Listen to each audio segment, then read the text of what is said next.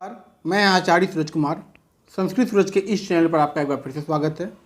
आज बात करेंगे नॉर्मलाइजेशन से जो अभ्यर्थी का प्रश्न है कि संस्कृत में उसका क्या असर पड़ेगा। संस्कृत विषय की जो परीक्षा 2 अप्रैल को होगी, उसके बाद जो मई में रिजल्ट आएगा उस पर क्या असर पड़ सकता है रिजल्ट का, क्योंकि बातें तरह तरह की हो रही है। अन्य विषय वाले कोई कह रहे हैं कि मेरा 10 नंबर 5 नंबर कम हो गया है, ज़्यादा हो गया है।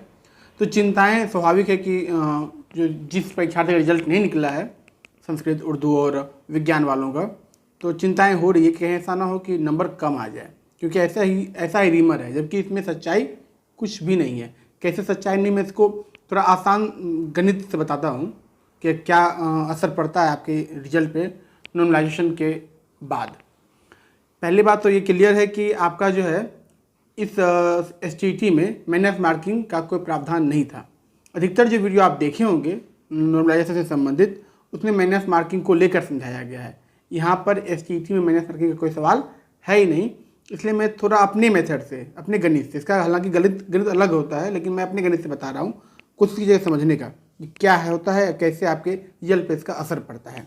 ठीक है, तो पूरा वीडियो देखना है आपको। 9 सितंबर में जो परीक्षा हुई थी उसमें एक RTI डाला गया था, कितने अभ्यर्थी परीक्षा दिए थे। तो मालूम चला था कि 2901 अभ्यर्थी ने परीक्षा दिया था, 2901। ठीक है, जब पिछले सितंबर को परीक्षा हुई थी 9 सितंबर को, उसको आप राउंड फिगर में 3000 मान लीजिए, ताकि थोड़ा सा आसान हो जाए गणित समझाने में आपको। ठीक है, 3000 मान लेते हैं उसको। अब इस 3000 को हम 5 भाग में डिवाइड करते हैं। ठीक है, देखिए कैसे, अगर संभव हो तो कॉपी कलम लेके बैठिए तो और समझना आसान हो जाए आपके लिए। इसको हम 5 भाग में डिवाइड किए। 600 का एक ग्रुप बनाए विद्यार्थियों का, 600 का 600 का 5 ग्रुप बनाए कि 600 लड़के जो है अलग अलग माइंड के हो सकते हैं। ठीक है, मैंने एक बनाया है 6 पंचे 30, 3000 विद्यार्थी एप्लीकेंट हैं। अगर मान लीजिए 600 विद्यार्थी का औसत जो है, जो सबसे निम्न बनाए होंगे, सॉल्व किए होंगे, उनका अगर स्कोर 45 होता है 600 का, 600 विद्यार्थी का स्कोर 60 भी हो सकता है, 600 का 75 भी हो सकता है, 600 का 90 और कुछ 600 का 105। आशा करते हैं इस बात को आप समझ रहे हैं मैं क्या कहना चाह रहा हूँ। टोटल 3000 विद्यार्थियों को हम मान चुके हैं, हर उसको 5 भाग में डिवाइड किए हैं। हो सकता है 600 विद्यार्थी जो हैं, जो कमज़ोर वर्ग में आते होंगे, जिनकी परीक्षा जिनकी अच्छी नहीं गई होगी, उनका स्कोर 45 तक एवरेज आ सकता है। कुछ 600 विद्यार्थी का 60 भी गया होगा, किन्हीं का 75 गया होगा, एवरेज ले रहे हैं। ठीक है, तो आप देखिएगा कि 5 में से एक मिनिमम एवरेज निकल के आ रहा है कि 75 लाए होंगे 600 विद्यार्थी, मतलब 75 ऐसे भी न्यूनतम कट ऑफ बताया गया है, उसको 75 मानिए कि आपका जो कट ऑफ अगर 2901 पे बन जाता, जो अभ्यर्थी अगर 106 बार में शामिल नहीं होते, तो आपका 75 कट ऑफ रहता।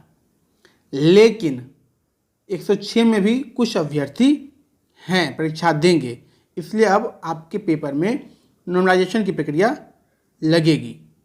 तो मान लीजिए कि 2 अप्रैल को कुल सम्मिलित परीक्षार्थी जो हैं लगभग 10 होंगे। ठीक है, इसको भी हम 5 भाग में बांट लेते हैं, क्योंकि सभी छात्र तो तेज होंगे नहीं, कुछ औसत होंगे, कुछ उससे भी नीचे होंगे, कुछ उससे ऊपर होंगे, कुछ तेज होंगे। अगर आसान रहा उस दिन का प्रश्न, 2 अप्रैल का प्रश्न, तो हो सकता है 10 को अगर 5 भाग में बांटे हैं तो 2 छात्र का जो है एवरेज स्कोर 60 रहेगा, 2 छात्रों का 75 रह सकता है, 2 छात्र का 90 रहेगा, 2 छात्र का एवरेज स्कोर 105 और 2 छात्र का 120 भी रह सकता है, अगर आसान प्रश्न रहा तो। अगर 2 अप्रैल का प्रश्न जो है थोड़ा मुश्किल रहा तो हो सकता है 2 छात्र का स्कोर, औसत स्कोर जो है 40 रहे, 2 का 55 रहे, 2 का 70 रहे, 2 का 85 और 2 का 100। इसका अगर हम माध्य निकालेंगे, औसत निकालेंगे, तो अगर आसान रहेगा तो कट ऑफ बनेगा 90 का, अगर कठिन रहेगा तो कट ऑफ बनेगा 70 का। तो इसको मिनिमाइज करते हैं तो और समझिए इसको अच्छे से कि 1 मिनट, मैं जो गणित बता रहा हूँ ये ऐसे समझाने के लिए बता रहा हूँ, ऐसा गणित होता नहीं है, थोड़ा सा गणित इसका अलग होता है, लेकिन इसको आसानी से समझे इसलिए मैं बता रहा हूँ। अब देखिए, पहले जो 2901 अभ्यर्थी थे उनका कटअप बन रहा था आपका 75, दो इधर बीच का निकालने में 75 बन रहा था। अगर 2 अप्रैल को आसान प्रश्न रहेगा तो उनका कटअप बनेगा 90। ठीक, तो 90 के अनुसार जो है कटअप बनेगा। ठीक है, तो इस 75 वाले को जो है 15 नंबर का ग्रेस दिया जाएगा, ग्रेस मार्क्स दिया जाएगा। जो 75 वाले हैं, जो 2901 अभ्यर्थी हैं, अगर 90 पे बनता है और 2901 अभ्यर्थी जो 75 ही उनका एवरेज मार्क्स रहा था पूरे उसमें, तो उनको 15 नंबर का ग्रेस दिया जाएगा। यानी 2901 जो अभ्यर्थी जो आप लोग अभी हैं, जो दे चुके हैं परीक्षा, उनको 15 नंबर का फ़ायदा होगा। ठीक है, अगर इस तरीके का आसान प्रश्न रहा 2 अप्रैल को तो ठीक है, इनको जो है 15 नंबर का फ़ायदा होगा अगर आसान प्रश्न रहा तो। ये 75 जो है इससे 15 ऐड हो जाएगा। अगर आसान प्रश्न में 90 जाता है उस दिन का औसत स्कोर जाएगा तो। अगर उनका कठिन रहा, उनका अगर उस दिन का प्रश्न 2 अप्रैल का प्रश्न कठिन रहा तो उनका स्कोर क्या बनता है भाई? एवरेज स्कोर जो बनता है कट ऑफ वो 70 बनता है। यहाँ पर क्या था? 75 बन रहा था। ठीक है, तो इसमें आपको नुकसान होने वाला कुछ नहीं है। अब इसको कठिन वाले को जो है 5 नंबर इसको ग्रेस दिया जाएगा। फिर यहाँ कुछ नहीं, इसको आपके लेवल तक पहुँचाने के लिए, आपके औसत तक पहुँचाने के लिए इसको 5 नंबर ग्रेस दिया जाएगा। तो कहने का तात्पर्य है, समझिए कि नुकसान और फायदा किनको होगा। तो अगर आसान प्रश्न रहता है 2 अप्रैल का, तो 2900 के अभ्यर्थी जो परीक्षा दे चुके हैं उनका जो कटअप बन रहा था 75 का, उसको 90 तक पुराने के लिए 15 नंबर का फ़ायदा सबों को होगा। यानी 45 वाले को भी 15 नंबर का फ़ायदा होगा तो वो आ जाएंगे कितने पे भाई? 60 पे आ जाएंगे। 60 वाले को फ़ायदा होगा तो वो 75 पे आ जाएंगे। तो ये 60 वाले जो है ये 75 पे आ जाएंगे और 75 वाले आ जाएंगे 90 पे। ठीक है, ऐसे सबको 15 नंबर का फ़ायदा ऊपर में मिलेगा 2901 वाले में।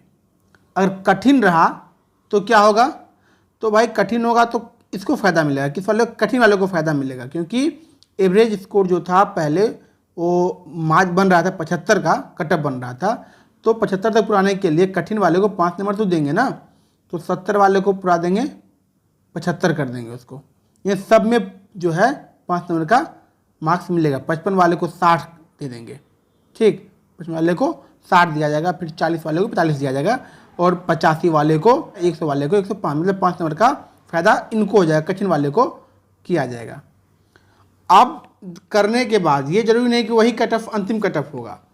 जब फिर हो जाएगा, फिर सीट के अनुसार फिर एक मूल कट ऑफ निकाला जाएगा। सीट के अनुसार एक मूल कट ऑफ निकाला जाएगा। हम मान लेते हैं कि अंतिम निर्णय ये आता है कठिन वाले का ही। ठीक है, तो आपका हो जाएगा 40 वाले हो जाएंगे 45 में, 55 वाले हो जाएंगे 60। तो उसके बाद जो है मूल कट ऑफ निकाला जाएगा और फिर एक रिजल्ट तैयार किया जाएगा। क्योंकि बहुत लोग का रिजल्ट तो इस 2900 का तैयार हो चुका है, तो संशोधन करना कोई बड़ी बात नहीं है, करके किया जाएगा। तो अंतोगत्वा यही है कि आपको नुकसान होने वाला नहीं है। जहाँ तक होगा फ़ायदा ही होगा, कोई नुकसान वाला नहीं है। अगर माइनस मार्किंग रहता तो एक्यूरेसी को ध्यान में देते हुए 10 नंबर 5 नंबर का नुकसान हो सकता था। माइनस मार्किंग इस परीक्षा में नहीं है, इसलिए इसका नुकसान नहीं होगा, फ़ायदा ही होगा। जो लोग कह रहे हैं कि 15-20 नंबर कम हो गया, निराधार बातें हैं। पता नहीं वो किस एंगल से कह रहे हैं। अगर सच्चाई है तो कोर्ट जा सकते हैं, अगर उनके मन का सच्चाई है। अगर वो नहीं है तो बेकार का फंसाने की कोई बात नहीं है। एग्ज़ाम ऐसे ही लेट हो चुका है, रिजल्ट लेट हो चुका है, तो कोर्ट जाने का कोई मतलब नहीं रहेगा। तो यही होता है। और ये जो मैथ बताया मैंने आपको समझाने के लिए बताया, वास्तविक मैथ इससे हटकर होता है। ठीक है, आशा करते हैं आप इस छोटे से गणित को समझ गए होंगे, जो नॉर्मलाइजेशन में क्या प्रक्रिया होती है। ठीक है, अगर कुछ और जानना हो तो कमेंट में बताइए, बताएंगे, आप कोशिश करेंगे। टेलीग्राम पे जुड़िए, टेलीग्राम लिंक नीचे दिया हुआ है। मिलते हैं अगले वीडियो में। नमस्कार, धन्यवाद।